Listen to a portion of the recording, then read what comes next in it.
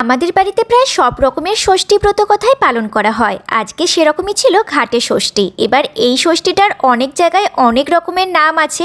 তোমরা আমাকে কমেন্ট করে জানিও যে তোমাদের ওখানে এই ষষ্ঠীটাকে কি বলে। সকাল সকাল তাই আমি মায়ের সাথে চলে গেছিলাম ঘাটে, আর এখানেতেই মেন পুজোটা হয়। দেখতেই পাচ্ছ এই ঘাটেতেই পুজো হচ্ছে। জেঠু এখানে পুজো করছিল, আর এখানের মেন হচ্ছে ঝিঙে পুজো দেওয়া। মা গল্প করছিল আগে নাকি আরো অনেক ঝিঙে পড়তো, পুরো পুকুর নাকি ভর্তি হয়ে যেত। এখন তো দিনকাল বদলেছে আর সবার পুজো দেওয়ার ধরনও।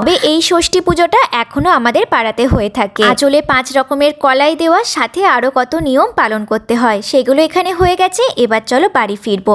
এতক্ষণ এত রোদ উঠেছিল, আর যেই বাড়ি ফিরছি তখন দেখো কেমন মেঘলা হয়ে গেল ওয়েদারটা। আমাদের বাড়ির নিয়ম হচ্ছে একবার মুড়ি খাওয়া আর একবার তুমি নিরামিষ ভাত খেতে পারবে। তো সেরকম আজকে আমি আর মা সেটাই খাবো। রুহি হওয়ার আগে শুধু পুজো দেখতে আসতাম, কিন্তু এখন থেকে ব্রত কথাটা পালনও করি